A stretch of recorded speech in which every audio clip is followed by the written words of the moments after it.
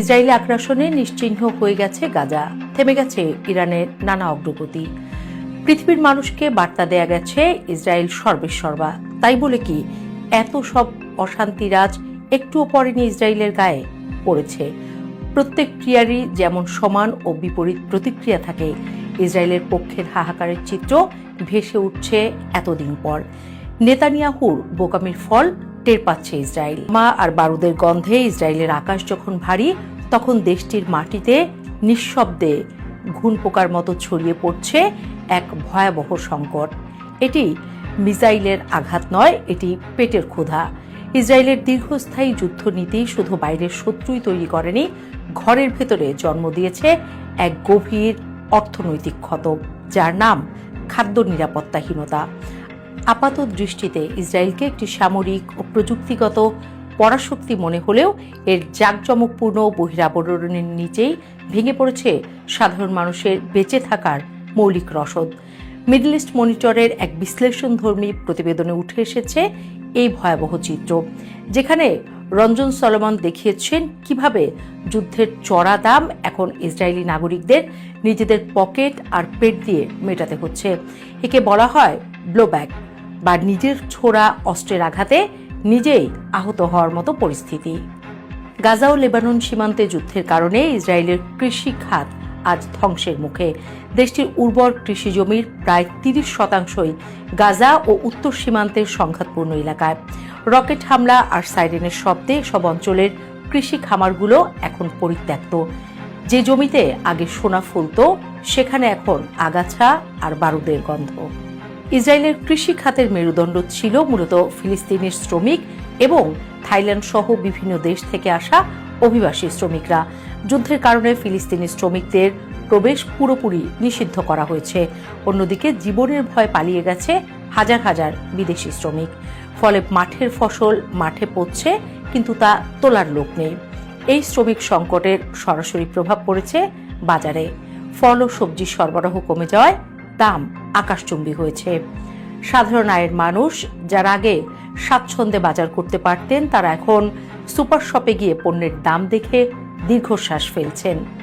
যুদ্ধের আগে থেকেই ইসরায়েলের জীবনযাত্রার ব্যয় বেশি ছিল, কিন্তু যুদ্ধের অজুহাতে সিন্ডিকেট আর একচেটিয়া বাজার নিয়ন্ত্রণ ব্যবস্থা সেই ব্যয়কে সাধারণের নাগালের বাইরে নিয়ে গেছে। রাষ্ট্র যখন যুদ্ধের নেশায় মত্ত থাকে, তখন তার অগ্রাধিকারের তালিকা বদলে যায়। ইসরায়েলের ক্ষেত্রেও তাই হয়েছে। 2023 সালের শেষ দিকে দেশটির অর্থনীতি 20.7% সংকুচিত হয়েছে, যা ইতিহাসে বিরল। কিন্তু অবাক করা বিষয় হলো, অর্থনীতি ছোট হয়ে এলেও সামরিক খাতের বাজেট ফুলে ফেপে উঠেছে। 2023 সালের শেষে সামরিক ব্যয় $1.8 বিলিয়ন থেকে লাফিয়ে $4.7 বিলিয়ন পৌঁছেছে। ইসরায়েলের কেন্দ্রীয় ব্যাংক আশঙ্কা করছে 2025 সাল নাগাদ এই যুদ্ধের মোট খরচ $55.6 বিলিয়ন ছাড়িয়ে যাবে। এই যে বিপুল অর্থ বারুদ আর বোমার পেছনে ঢালা হচ্ছে, এই টাকাটা কোথা থেকে আসছে? সমাজ কল্যাণ খাত, শিক্ষা এবং স্বাস্থ্য খাত থেকে। অর্থাৎ মিসাইল কেনার জন্য নাগরিকদের ভাতের থালায় টান দেওয়া হচ্ছে। ভবিষ্যতের ইসরায়েল হয়তো সামরিকভাবে শক্তিশালী থাকবে, কিন্তু সামাজিকভাবে হবে পঙ্গু। যুদ্ধের এই ডামাডোলে ইসরায়েলের মধ্যবিত্ত শ্রেণী আজ অস্তিত্ব সংকটে। আগে খাদ্য নিরাপত্তাহীনতা শব্দটি কেবল সমাজের একদম নিচু তলার মানুষের সঙ্গে মানানসই ছিল, কিন্তু এখন চিত্র বদলেছে। শ্রমজীবী পরিবার, পেনশনের টাকায় চলা বয়স্ক মানুষ, এমনকি যুদ্ধে যাওয়া রিজার্ভ ফোর্সের সদস্যের পরিবারগুলো এখন ঠিকমতো বাজার করতে পারছে না। 2025 সালের এক জরিপে দেখা গেছে, সরকারি সহায়তা পাওয়া 60% মানুষ স্বীকার করেছেন যে যুদ্ধ শুরু হওয়ার পর তাদের আর্থিক মেরুদণ্ড ভেঙে গেছে।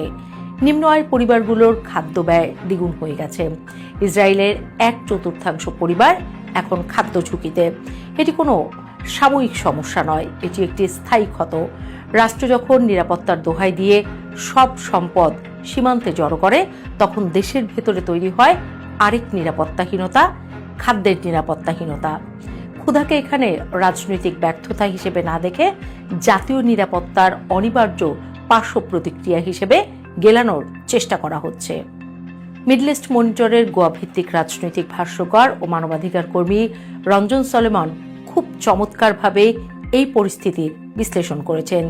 তিনি ব্লোব্যাক তত্ত্বের মাধ্যমে বুঝিয়েছেন যে গাজায় ইসরায়েল যে মানবিক বিপর্যয় সৃষ্টি করেছে তার একটি ভিন্ন সংস্করণ এখন বুমেরাং হয়ে ইসরায়েলের দিকে ফিরে আসছে।